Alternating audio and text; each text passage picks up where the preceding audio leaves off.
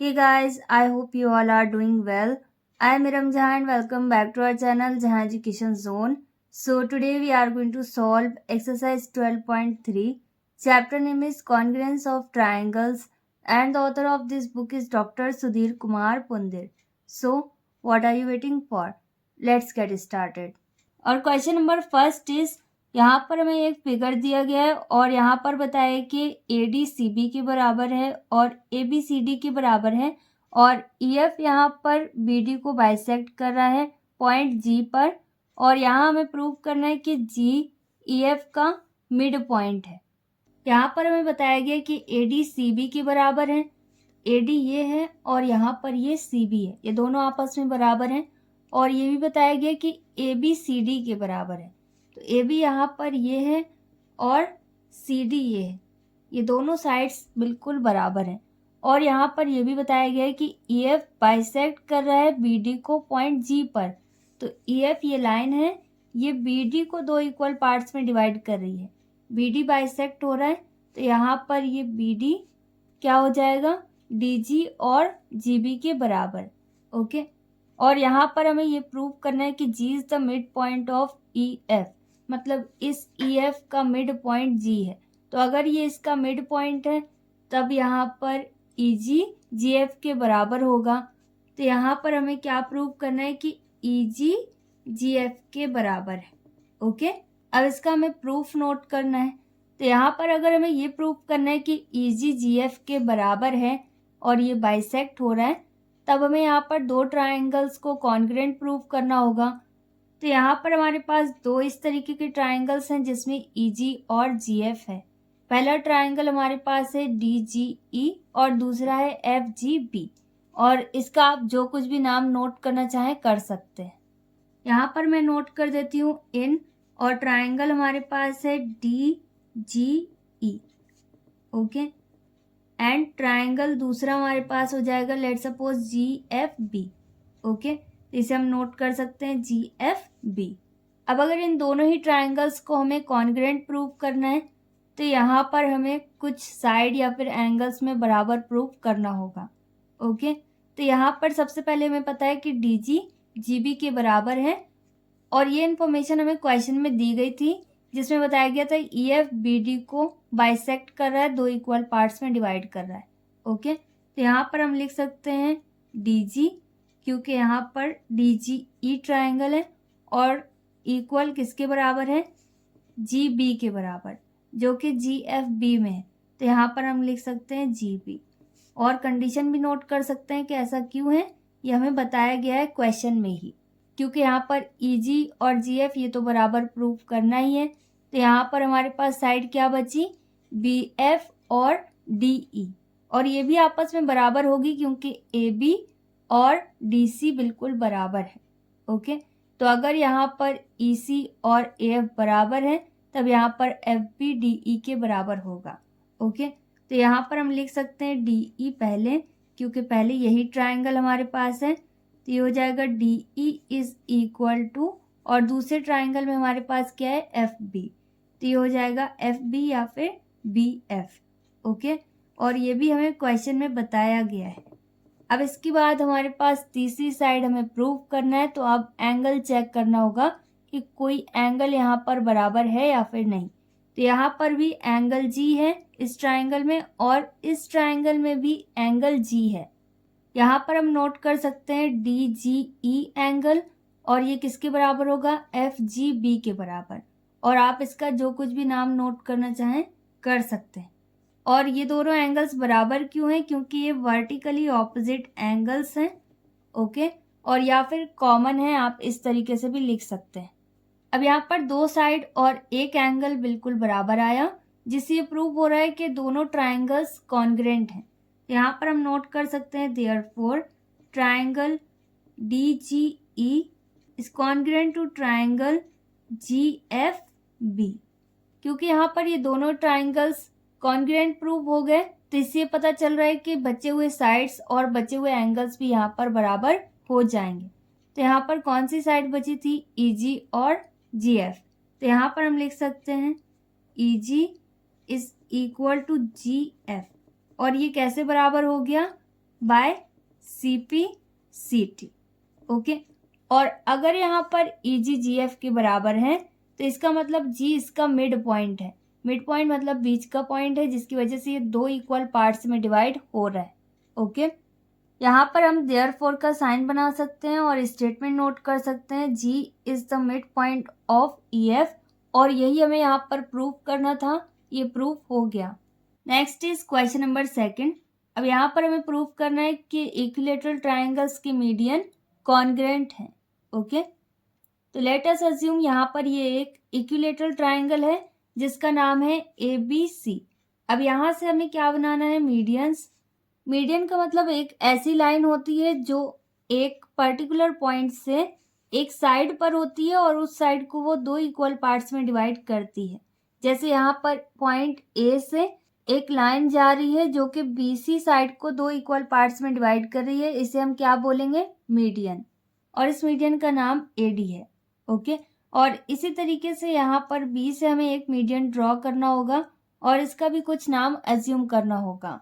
तो यहाँ पर हम इसका भी कुछ नाम अज्यूम कर सकते हैं। तो लेट अस अज्यूम ये E है, और जब भी कोई भी साइड जब दो इक्वल पार्ट्स में डिवाइड होगी तो वहाँ पर एंगल क्या बनेगा? 90 डिग्रीज का। ओके, तो यहाँ पर ये परपेंडिकुलर रहेगा हमेशा जब भी मीडियन बनाई जाएगी। अब इसी तरीके से हमें C से भी मीडियन ड्रॉ करना होगा जो कि AB को दो इक्वल पार्ट्स में डिवाइड करेगा। ओके, लेट सपोज इस मीडियन का नाम है CF। ओके, इन शॉर्ट यहाँ पर हमें क्या प्रूव करना है कि तीनों ही मीडियंस बिल्कुल बराबर हैं। ओके, तो यहाँ पर इसका मतलब AD किसके बराबर है? BE, और BE किसके बराबर है? CF के बराबर। ओके, मतलब ये तीनों ही मीडियंस क्या है? कॉन्ग्रुएंट है। ओके, अब यहाँ पर इन दो ट्राइंगल्स को हमें कॉन्ग्रुएंट प्रूव करना है, जिसे मैंने यहाँ पर हाईलाइट कर दिया है। ओके, तो यहाँ पर हम नोट कर सकते हैं इन ट्राइंगल, और पहले ट्राइंगल नोट कर देते हैं ADC। आप जिसे भी पहले नोट करना चाहें कर सकते हैं। और दूसरा ट्राइंगल हमारे पास है ABE, तो यहाँ पर हम लिख सकते हैं ABE, और आप इसे जिस तरीके से सॉल्व करना चाहें कर सकते हैं। अब क्योंकि ये एक इक्विलैटरल ट्राइंगल है तो यहाँ पर AB, AC और BC ये तीनों ही बिल्कुल बराबर होंगे। ओके, और यहाँ पर बनने वाले एंगल्स भी बिल्कुल बराबर होंगे। ओके, यहाँ पर मीडियंस ड्रॉ की गई हैं तो इसलिए ये एंगल्स दो इक्वल पार्ट्स में डिवाइड हो गए। अब यहाँ पर इन दोनों ही ट्राइंगल्स को हमें कॉन्ग्रुएंट प्रूव करना है, तो उसके लिए हमें चेक करना होगा कि इसमें कौन सी साइड्स या फिर कौन से एंगल्स बिल्कुल बराबर है।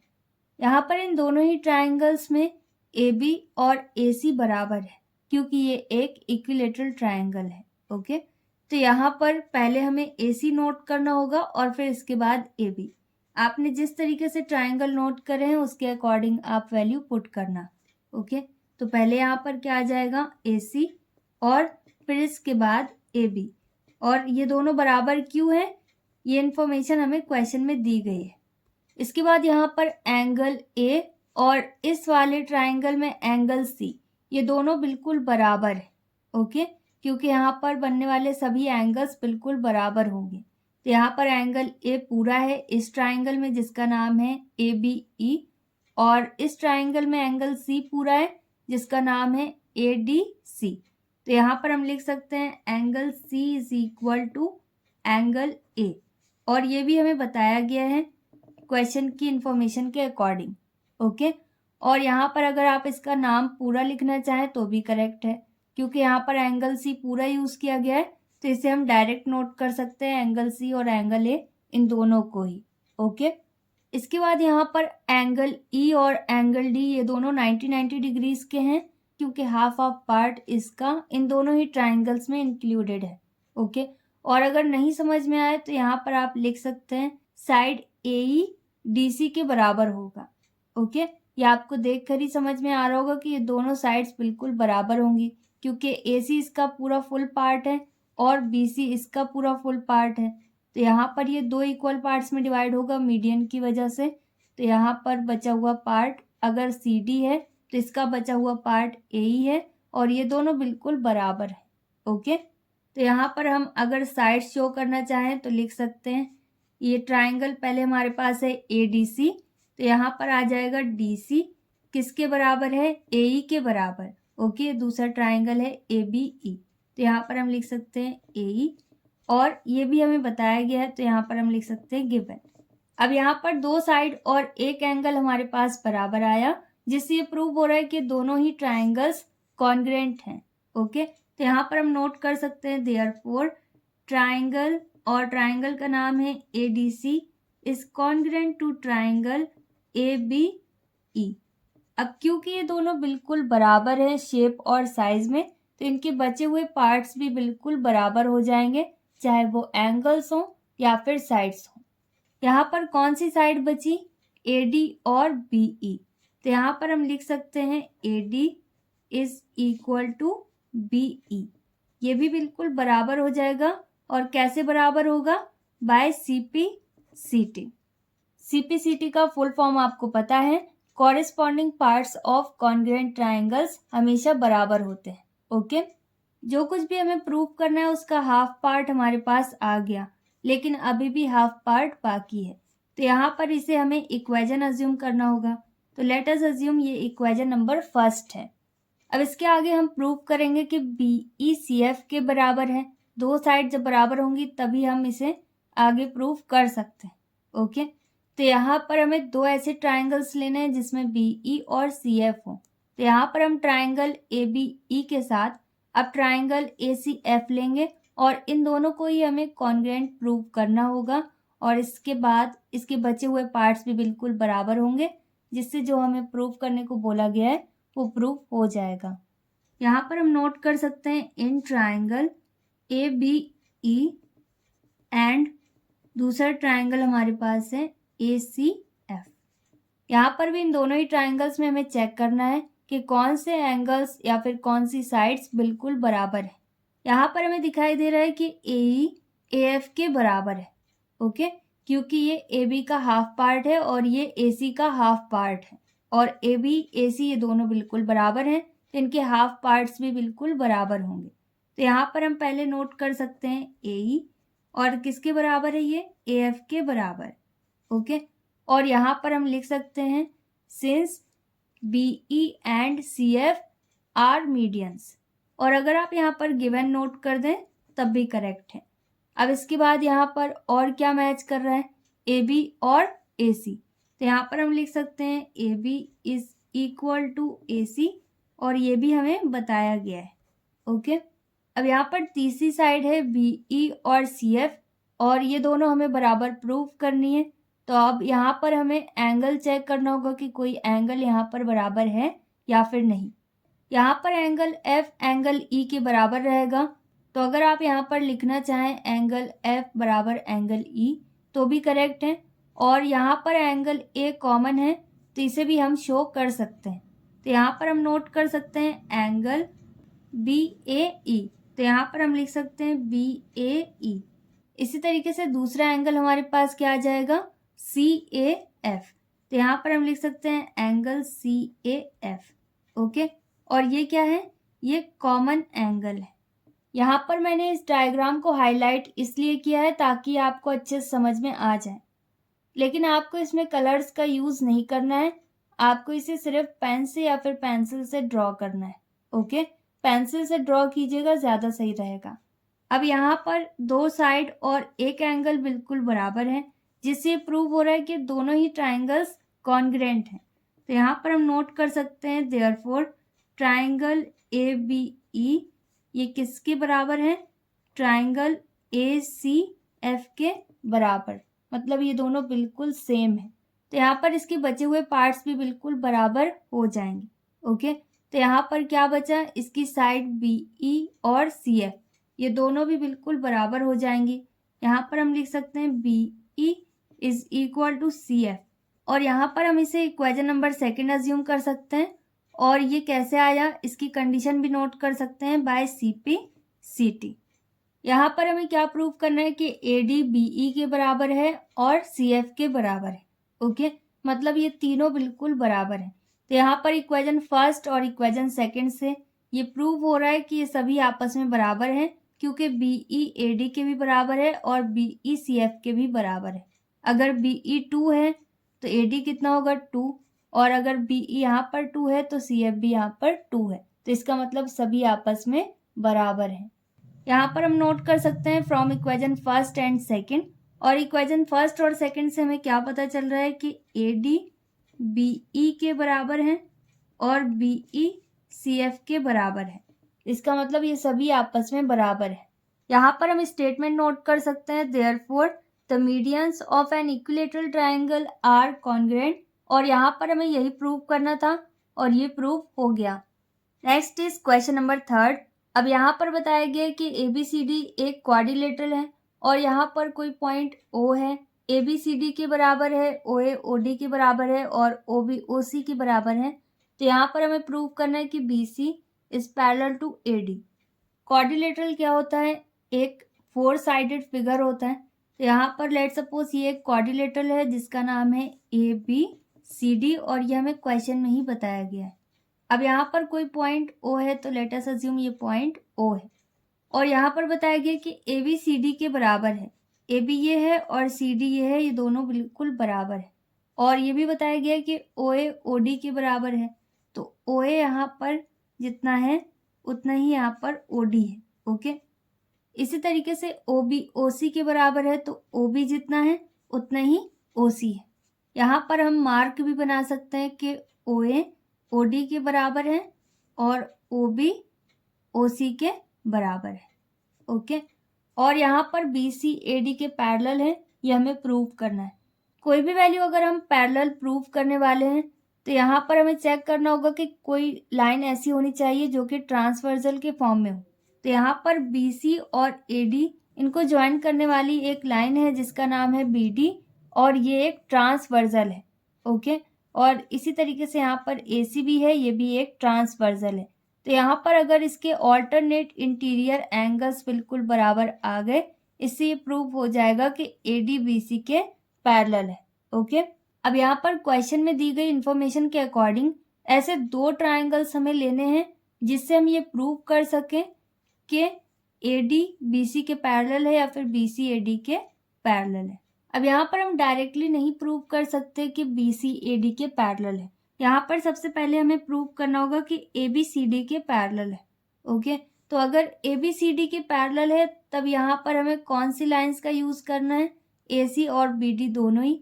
तो यहाँ पर हम इनमें से अगर ये प्रूव कर सकें कि इसके एंगल्स क्या हैं, ऑल्टरनेट इंटीरियर एंगल्स हैं, ये दोनों बिल्कुल बराबर हैं, और इसी तरीके से BD ट्रांसवर्स में एंगल D और एंगल B ये भी आपस में बराबर हैं, तब यहाँ पर प्रूव हो जाएगा कि AB CD के पैरेलल है या फिर DC is parallel to AB। Okay, तो यहाँ पर हमें कौन से 2 ट्राइंगल्स पहले सॉल्व करने हैं और कॉन्ग्रुएंट प्रूव करने हैं? ट्राइंगल OAB और ट्राइंगल ODC। तो यहाँ पर हम नोट कर सकते हैं इन ट्राइंगल OAB एंड दूसरा ट्राइंगल हमारे पास है ODC। यहाँ पर AB किसके बराबर है? CD के बराबर, और ये हमें क्वेश्चन में ही बताया गया है। तो ये दोनों ट्राइंगल्स हमारे पास हैं। यहाँ पर हम क्या लिख सकते हैं? AB बराबर CD, और यहाँ पर नोट कर सकते हैं गिवन। अब इसके बाद हमें बताया गया कि OA OD के बराबर है। तो यहाँ पर अगर OA किसके बराबर है? OD के बराबर, यहाँ पर हम इसे नोट कर सकते हैं और लिख सकते हैं गिवन। अब इसी तरीके से यहाँ पर OB OC के बराबर है, तो इसे भी हम शो कर सकते हैं OB is equal to OC, और यहाँ पर भी नोट कर सकते हैं गिवन। ओके, यहाँ पर तीनों साइड इन दोनों ही ट्राइंगल्स की बिल्कुल बराबर हैं, जिससे प्रूव हो रहा है कि इसके एंगल्स भी बिल्कुल बराबर होंगे। ओके, तो यहाँ पर हम नोट कर सकते हैं बाय साइड क्राइटेरियन, और अगर आप यहाँ पर एंगल यूज करना चाहें तो एंगल भी यूज कर सकते हैं। एंगल O यहाँ पर कॉमन है। ओके, तो यहाँ पर हम लिख सकते हैं देयरफॉर ट्राइंगल OAB, और ये क्या है? कॉन्ग्रुएंट है ट्राइंगल ODC के। अब क्योंकि यहाँ पर ये दोनों ही ट्राइंगल्स क्या है? कॉन्ग्रुएंट हैं, तो यहाँ पर इनके एंगल्स हम ऑल्टरनेट एंगल्स को बराबर शो कर सकते हैं। ओके, तो यहाँ पर हम लिख सकते हैं angle DCO is equal to angle OAB।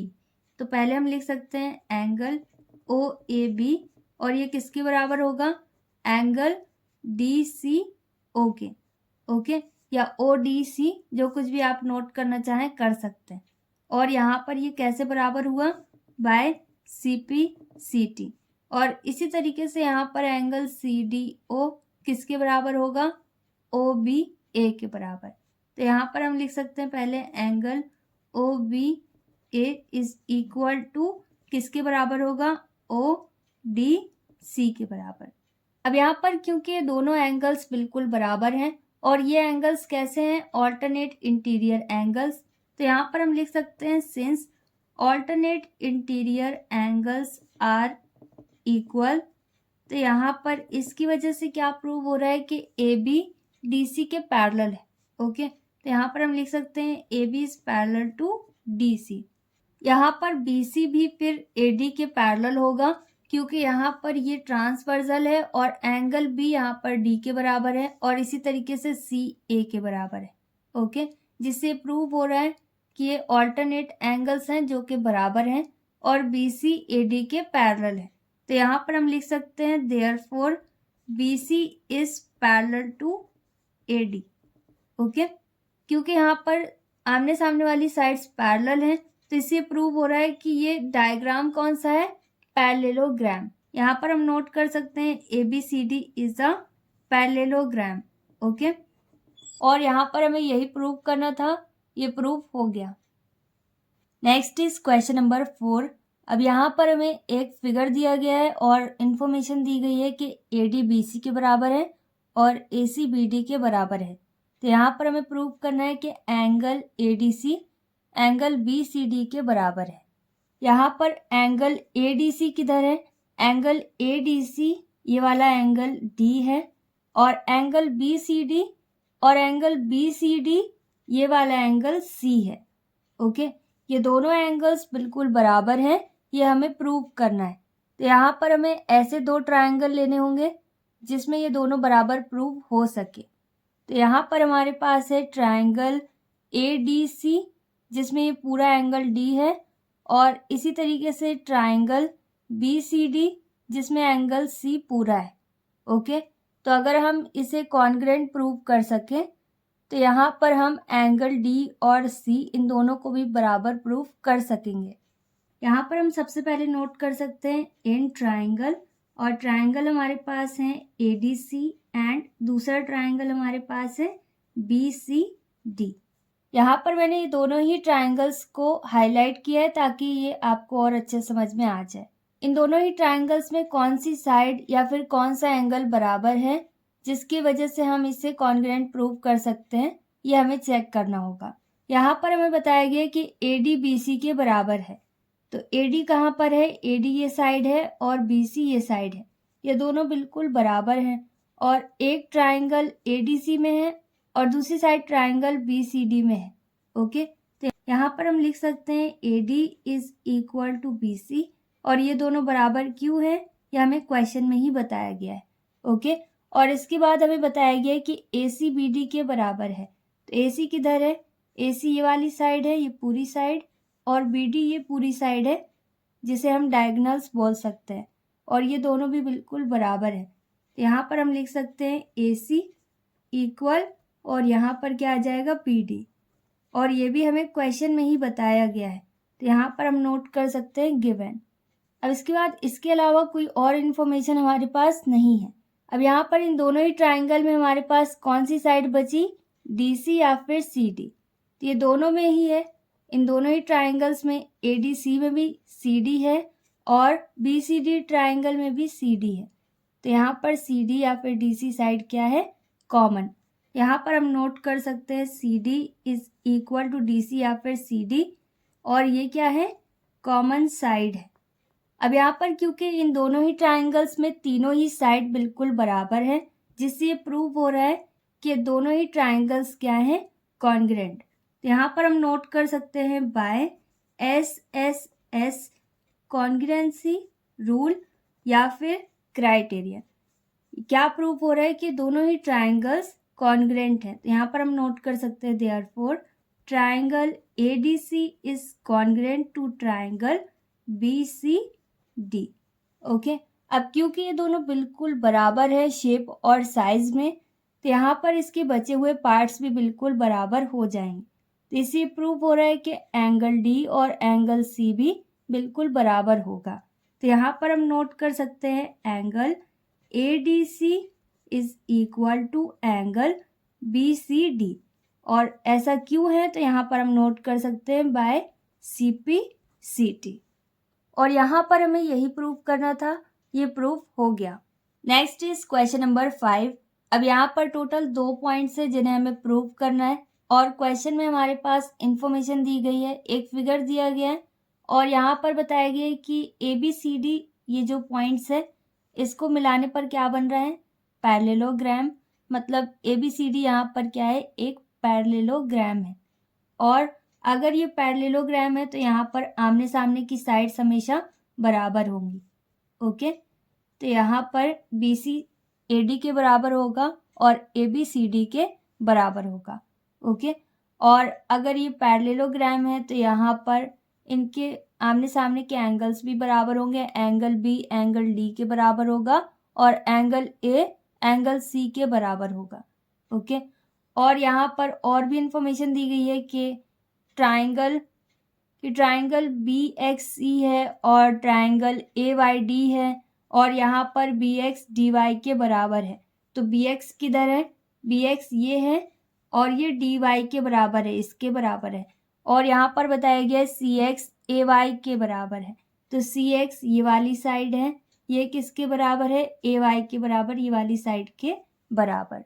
और यहाँ पर सबसे पहले हमें प्रूव करना है कि BX DY के पैरेलल है। अगर यहाँ पर BX और DY ये दोनों पैरेलल हैं तो यहाँ पर इनको टच करने वाली लाइंस क्या होनी चाहिए, ट्रांसवर्सल। और ट्रांसवर्सल में रूल होता है कि जब भी एंगल्स बने तो यहाँ पर ऑल्टरनेट इंटीरियर एंगल्स बराबर होने चाहिए। ओके, मतलब अगर हम यहाँ पर एंगल B और एंगल D इन दोनों को बराबर, और इसी तरीके से एंगल X और यहाँ पर Y, मतलब ये दोनों क्या है, ऑल्टरनेट इंटीरियर एंगल्स है, सेम साइड पर नहीं है, एक यहाँ पर है और दूसरा इस तरफ को है। ओके, अगर ये दोनों बिल्कुल बराबर आ जाते हैं इन दोनों ही ट्राइंगल्स में, तो यहाँ पर ये प्रूव हो जाएगा कि BX और YD ये दोनों एक दूसरे के पैरेलल है। ओके, तो यहाँ पर इन्हें पैरेलल प्रूव करने से पहले हमें यहाँ पर एंगल्स बराबर प्रूव करने होंगे जो कि ऑल्टरनेट इंटीरियर एंगल्स हैं। तो यहाँ पर हमें 2 ट्राइंगल्स ऐसे लेने हैं जिन्हें हम कॉन्ग्रुएंट प्रूव कर सके, और वो 2 ट्राइंगल्स हो जाएंगे BOX और YOD। ओके, और आप इसका जो भी नाम लिखना चाहें लिख सकते हैं। सबसे पहले ट्राइंगल का नाम लिखते हैं, यहाँ पर नोट कर सकते हैं इन ट्राइंगल BOX। दूसरा triangle let us assume OYD है या YOD भी नोट कर सकते हैं। ओके, तो यहाँ पर इसे लिख देते हैं OYD। अब यहाँ पर हमें चेक करना होगा कि कौन सी 2 साइड्स या फिर एंगल्स बिल्कुल बराबर हमारे पास आ रहे हैं।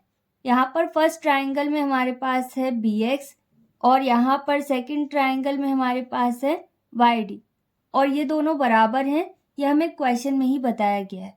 ओके, तो यहाँ पर हम डायरेक्टली लिख सकते हैं BX is equal to DY, और ये दोनों बराबर क्यों है, क्योंकि ये हमें क्वेश्चन में ही बताया गया है। अब इसके बाद यहाँ पर कोई और साइड बराबर है क्या, यहाँ पर कोई और साइड बराबर है या फिर नहीं, इसकी कोई इन्फॉर्मेशन हमारे पास नहीं है। तो यहाँ पर अब हमें एंगल चेक करना होगा कि कौन सा एंगल इन दोनों ही ट्राइंगल्स में बराबर है। तो यहाँ पर एंगल B है और यहाँ पर एंगल D है। तो एंगल B और एंगल D ये दोनों ही एंगल्स के पार्ट्स बिल्कुल बराबर होंगे, क्योंकि यहाँ पर ABCD एक पैरेललोग्राम है, तो यहाँ पर ऑपोजिट एंगल्स बिल्कुल बराबर होते हैं। ओके, और ये हमें क्वेश्चन में ही बताया गया है कि ये एक पैरेललोग्राम है। तो यहाँ पर हम लिख सकते हैं एंगल XBO या OBX is equal to angle, और दूसरा एंगल क्या हो जाएगा, YDO या ODY। तो यहाँ पर हम लिख सकते हैं YDO, और ये हमें क्वेश्चन में ही बताया गया है, तो यहाँ पर हम गिवन नोट कर सकते हैं। अब इसी तरीके से यहाँ पर एंगल O और यहाँ पर भी एंगल ओ है इन दोनों ही ट्राइंगल्स में।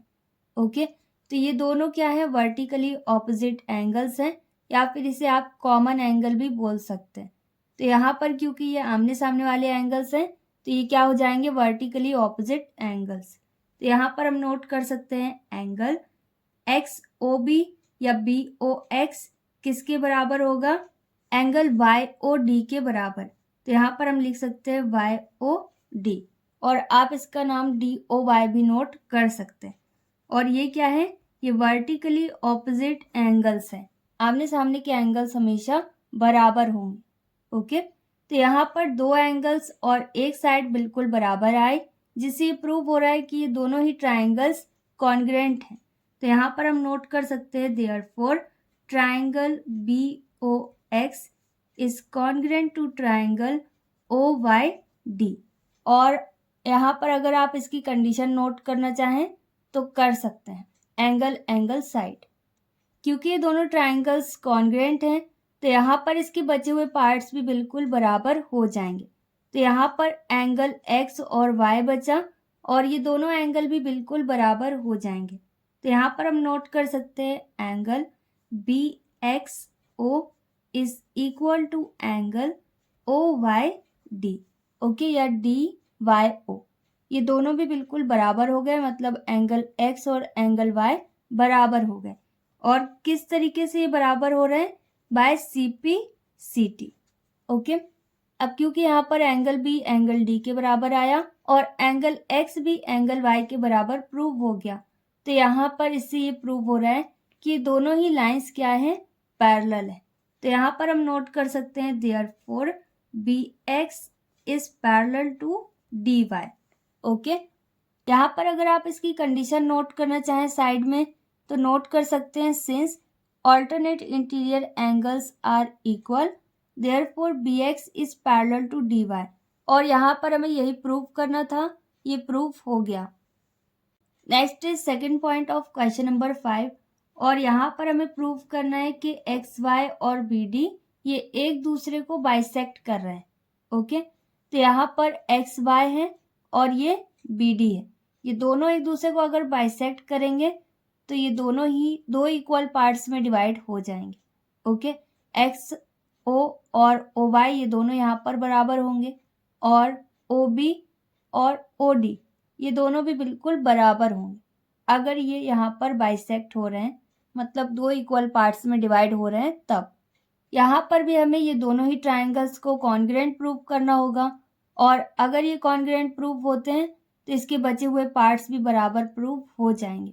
तो अभी हमने इसे कॉन्ग्रुएंट प्रूव किया, इसी तरीके से आपको इसे कॉन्ग्रुएंट प्रूव करना है और फिर बचे हुए पार्ट्स में आप लिख सकते हैं बाय सीपीसीटी, और यहाँ पर एक्स ओ ओ वाई के बराबर हो जाएगा और बी ओ ओ डी के बराबर हो जाएगा। इसके सेकंड पॉइंट को भी सेम वैसे ही सॉल्व करना है। दोनों ही ट्राइंगल को सबसे पहले हमें कॉन्ग्रुएंट प्रूव करना है, तो यहाँ पर भी दो सेम एंगल्स और एक सेम साइड हमारे पास आएगी जो कि दोनों ही ट्राइंगल्स में बिल्कुल बराबर होगी। ओके, और फिर इसके बाद यहाँ पर ये दोनों ट्राइंगल्स कॉन्ग्रुएंट प्रूव होंगे। यहाँ पर हमें एक्स वाई और बी डी ये दोनों एक दूसरे को बाइसेक्ट कर रहे हैं, ये प्रूव करना है। तो इससे क्या प्रूव हो रहा है कि बी ओ यहाँ पर किसके बराबर होगा, ओ डी के बराबर। ओके, उसी डायग्राम में, और यहाँ पर एक्स ओ किसके बराबर होगा, ओ वाई के बराबर, जिससे प्रूव हो जाएगा कि ये दोनों ही दो इक्वल पार्ट्स में डिवाइड हो रही है लाइंस, जिसका नाम है बी डी और एक्स वाई। ओके, और यहाँ पर हम नोट कर सकते हैं by C P C T. तो बस आपको यहाँ पर ये दोनों साइड शो करने हैं, जिससे प्रूव हो जाएगा कि एक्स वाई और बी डी एक दूसरे को बाइसेक्ट करते हैं। यहाँ पर हम स्टेटमेंट नोट कर सकते हैं therefore B D and X Y या फिर X Y and B D bisect each other, और यहाँ पर हमें यही प्रूव करना था, ये प्रूव हो गया। Next is question number 6 and last question of this exercise. यहाँ पर हमें बताया गया कि एक क्वाड्रिलेटरल है जिसकी चारों साइड्स बिल्कुल बराबर हैं। लेट सपोज ये एक क्वाड्रिलेटरल है जिसकी चारों साइड्स बिल्कुल बराबर हैं और इसका नाम ABCD है, और आप इसे जो कुछ भी अज्यूम करना चाहें कर सकते हैं क्योंकि इसका नाम क्वेश्चन में नहीं बताया गया। क्योंकि ये एक क्वाड्रिलेटरल है तो यहाँ पर टोटल 4 एंगल्स बन रहे हैं, ए बी सी और डी, और यहाँ पर ए सी और बी डी ये दो डायगनल्स हैं।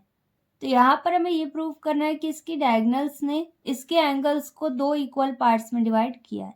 ओके, तो यहाँ पर जैसे एंगल ए है और एंगल सी है, इसी तरीके से एंगल बी है और एंगल डी है। ओके, ये सब दो दो इक्वल पार्ट्स में डिवाइड हो रहे हैं, ये हमें यहाँ पर प्रूव करना है।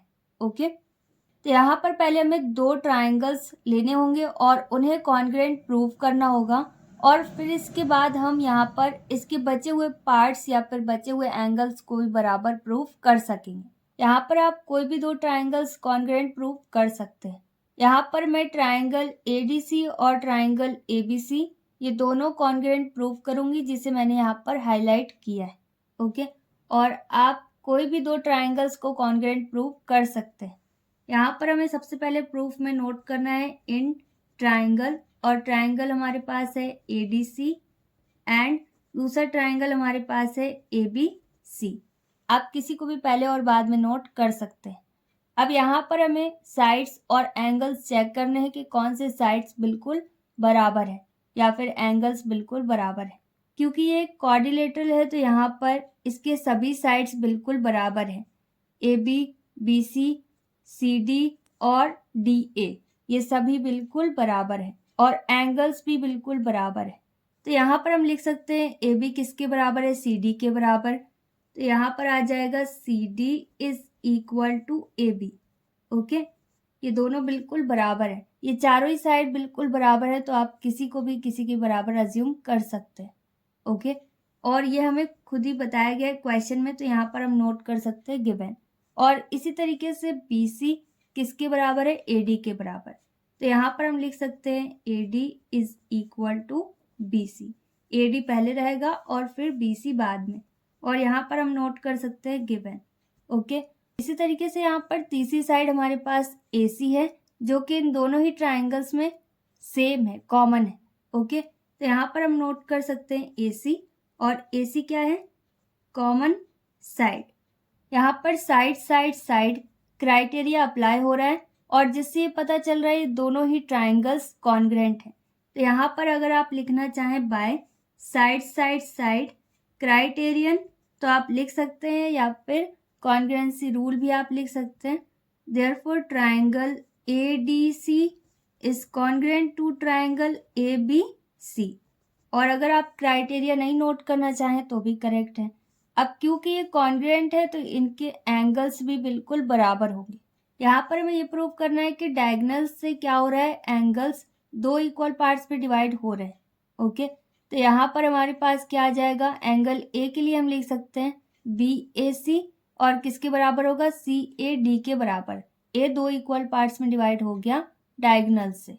ओके, और यहाँ पर हम इसे शो कर सकते हैं angle DAC is equal to angle CAB, मतलब A एंगल यहाँ पर दो पार्ट में डिवाइड हो रहा है। ओके, मतलब बाइसेक्ट हो रहा है। इसी तरीके से एंगल C भी इन दोनों ही ट्राइंगल्स में दो इक्वल पार्ट्स में डिवाइड हो रहा है, तो इसका नाम हम लिख सकते हैं DCA और एंगल ACB। तो यहाँ पर हम नोट कर सकते हैं angle DCA is equal to angle ACB। Angle C भी यहाँ पर दो इक्वल पार्ट्स में डिवाइड हो गया। ओके, यहाँ पर कंडीशन नोट कर सकते हैं बाय CP/CT।